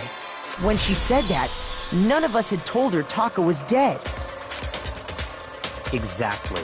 And we didn't run into her until after we were all out in the hall. So there was never any chance for her to have seen his body in the equipment room for herself. So how did you know, Celeste? How did you know more than one person had been killed? And how did you know they were both guys? Because Kyoko had also disappeared, right? So she could have been dead too.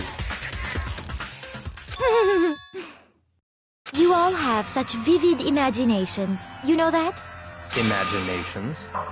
You claim that I was lying when I told you about the suspicious person I saw. Then what about the picture I took?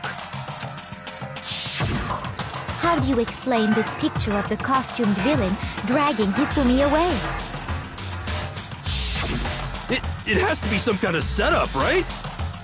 So let's put the suit on, and then she used the camera's timer to set up the picture. Have you so quickly forgotten? You are the only one who could have possibly fit into that suit. Plus, I happen to know that this particular camera does not have a timer.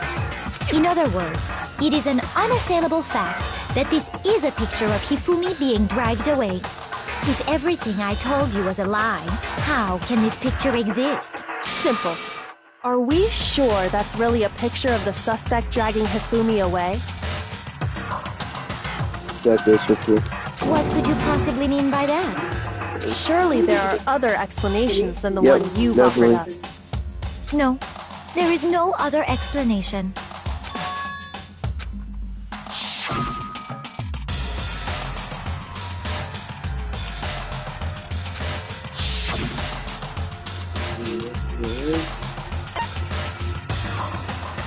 Are dancing?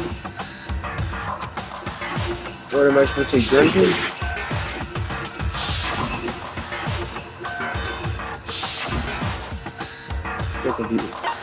Hifumi, oh, it's dragging the suspect away. I got it! It's not a picture of the suspect dragging Hifumi away. I would say it's a picture of Hifumi dragging the suspect away. That's certainly within the realm of possibility. The one being dragged off in that picture isn't Hifumi, but the person in the robot suit. Quickly carrying him to his head. We've simply been led to believe that it's the other way around. And the strange costume might only exist to lead us astray even farther. If you saw someone wearing something like that in this situation, of course you'd notice and be suspicious. That's what happened! You put me to sleep and made me out to be the bad guy in all this!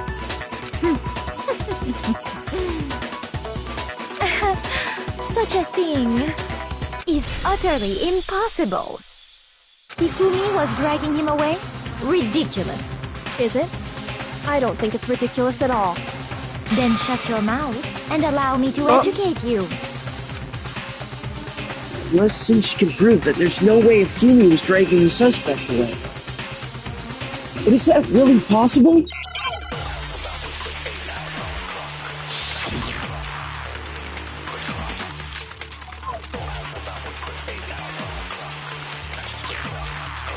You dressed me up in that suit after I passed out!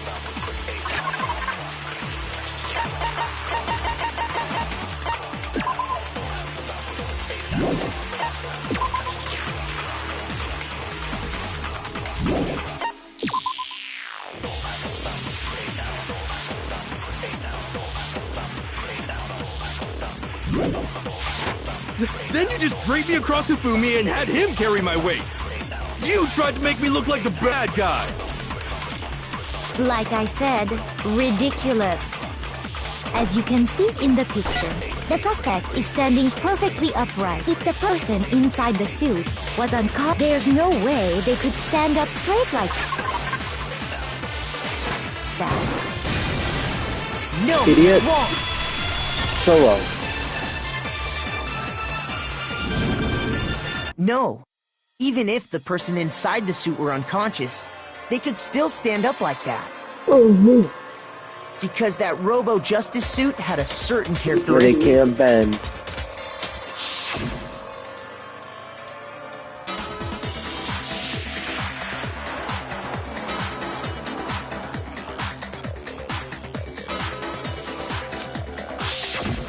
That's right! They totally made a mistake when they made it, so it couldn't bend at the waist. I'm not so sure that was a mistake. I think the suit was designed from the beginning to be used the way it was.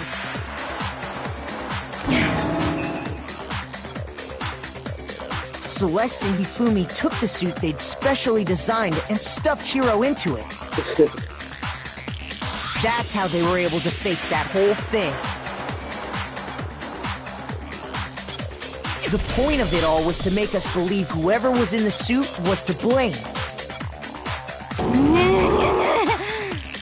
Well then, I suppose this is checkmate.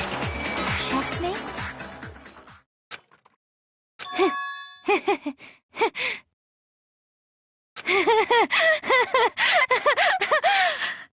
Don't make me laugh, you idiot! What do you mean, checkmate? Oh my god, and all personalities changed. Celeste?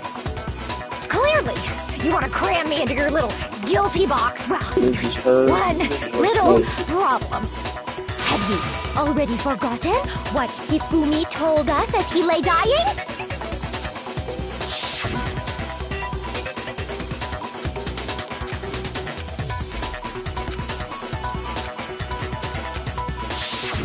When we asked him who had attacked him, his answer was quite clear, was it You not? got stage it. What are you talking about? It's ranting. He said, and I quote, Yasuhiro. Just put the blame on him. Like, this is what we were just talking about. You both planned it, you idiot. In other words, Yasuhiro Hagakure! Wait! But my name isn't really Yasuhiro! It's actually Taro! Your confusing statements don't make any sense. You're only making things more complicated. He did say Yasuhiro, but are we sure he was really pointing the finger at Hiro? What the hell are you talking about? I'll burn you alive! Kyoko, what do you mean by that? Think back to how Hifumi used to talk to us. How did he refer to each of us?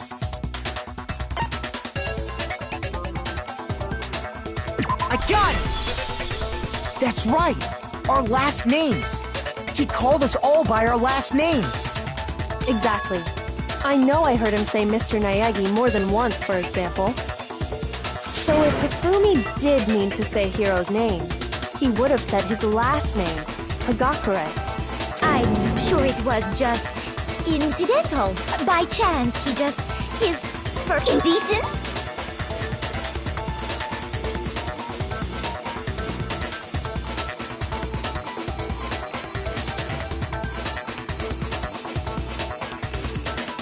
Don't talk. Random chance. Now isn't that a convenient explanation? No, there's no reason to think he would have said the name any different than normal. But he must have run out of energy before he could say any more. So Hifumi was trying to tell us the last name of whoever killed him? But the name he said doesn't apply to anyone here. Yasuhiro Celeste. Well, no. Celeste Hold Yasuhiro. on. There's one person it could apply to. And that's Celeste. She never actually told us what her real name is. What did you just say? To think you'd take your false accusation so far, I don't know whether to laugh or spit! Come on! Enough with your idiotic blather! Yasuhiro is a loser's name! Do I look like a loser to you? Well, do I? What? I think I've earned the right to be a little on edge.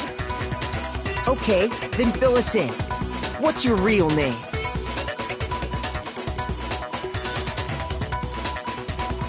fine. Make sure your ear holes are wide open and listen up!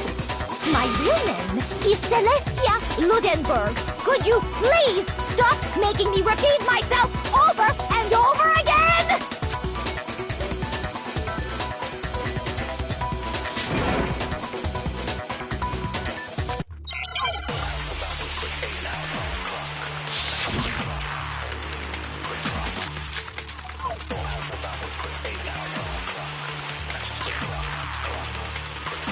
Hifumi was trying to tell us something. He wanted us to know the killer's last name, Yasuhiro. If there's one person here who might have that last name, It would have to be you, Celeste. You haven't told anyone what your real name... how many times do I have to tell you? My name is... Celestia Ludenberg! God damn it! How long do you plan to go on pretending? I'm not pretending. It's the truth. And since you have no way to contradict me, that's the only truth there is! Moron! Hifumi was trying to tell us. He wanted us to know the killer. If there's one person here... It would have to be you, Celeste. How many times? Celestia Ludenberg! God! How long do you plan to go on pretending? I'm not pretending. It's the truth. And since you have no way to contradict... No! I already knew it, Anakin. That's it! The handbook! What? Anytime you turn your handbook on, it shows the owner's name when it boots up, right? Monokuma told us all about it before.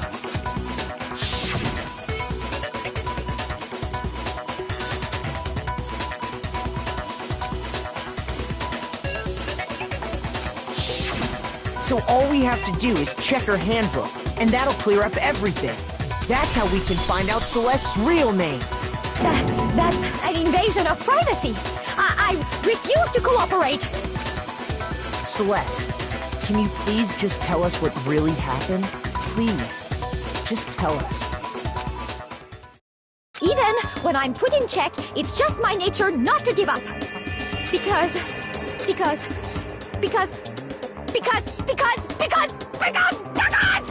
until the game's over, you never know what might happen. Fine then. Let me settle it. Let me go over the case again, from the beginning, and shed light on all your crimes. And that'll bring everything to an end.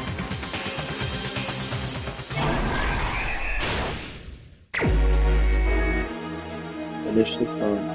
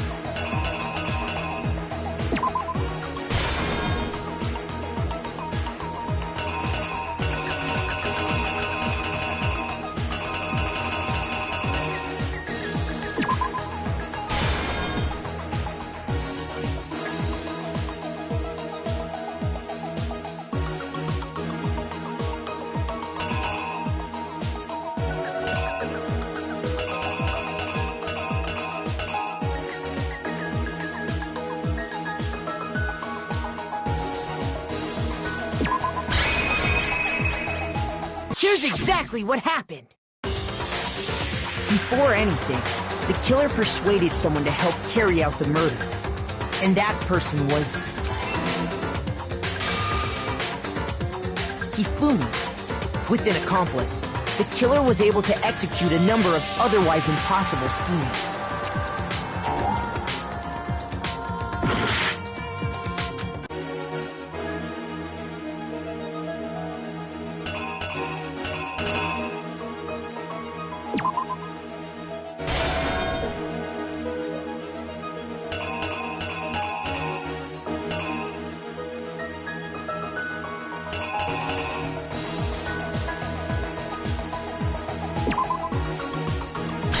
Here's exactly what happened.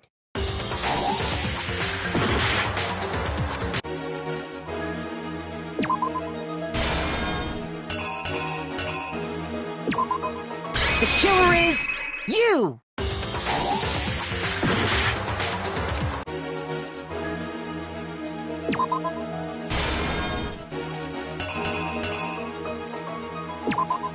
Here's exactly what happened.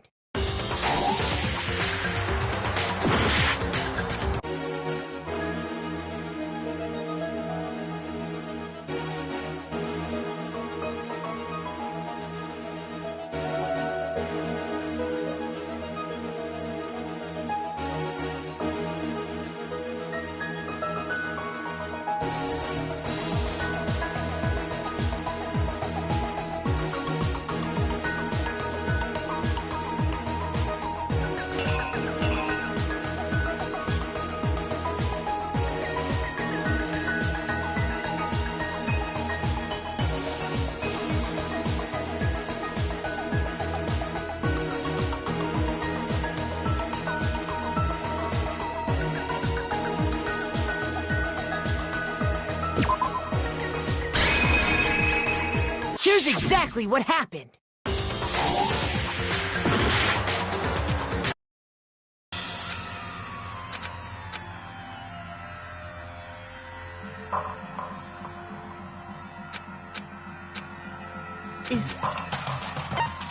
I refuse to give up yet.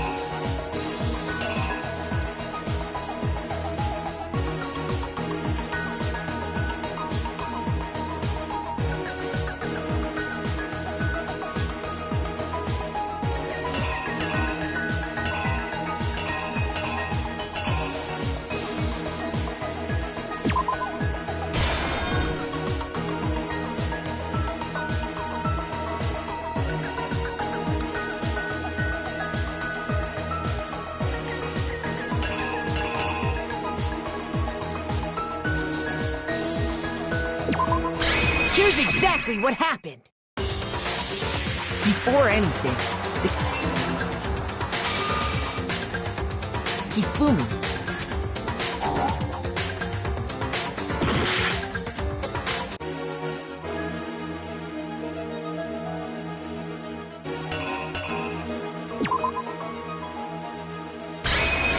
The killer is you!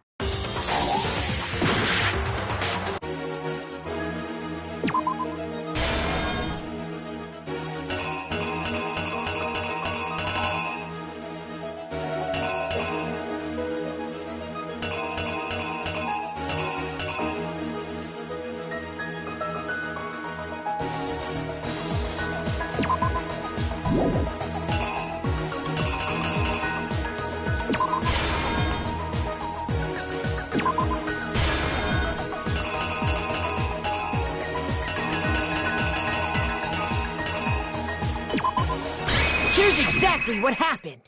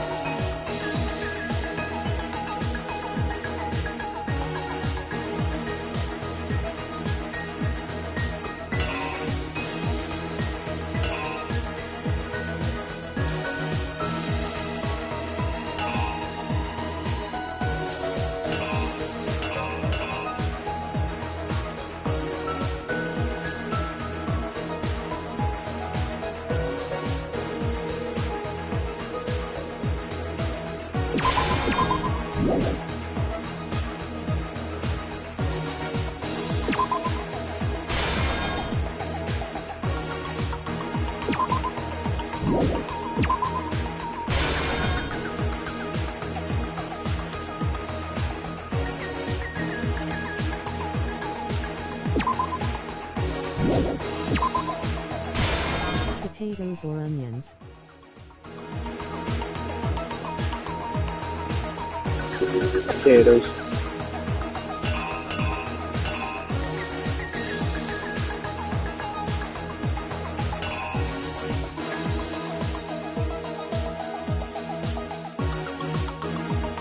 Good choice.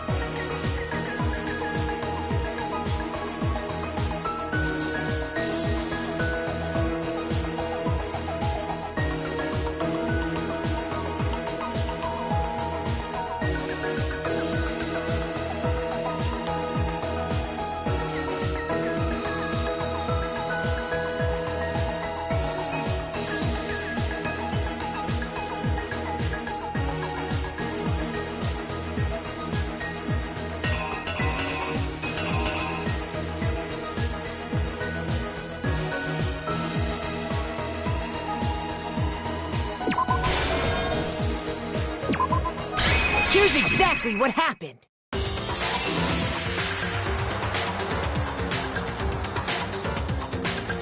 First, they convinced someone to meet them in the rec room last night at 1 in the morning.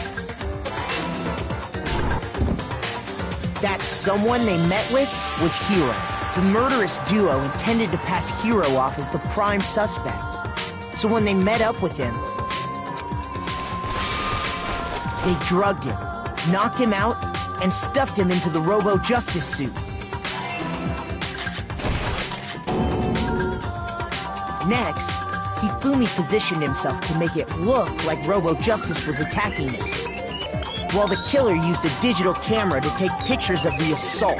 They did all this just to create evidence that would put the suspicion on Hero. When they were done with him, they shoved him, still unconscious, into the pool room locker.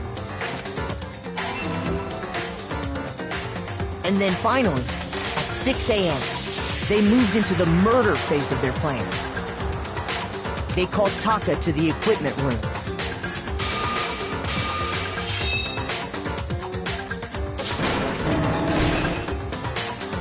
And that's where Hifumi killed him, making it the scene of the first murder. Damn it. That's this.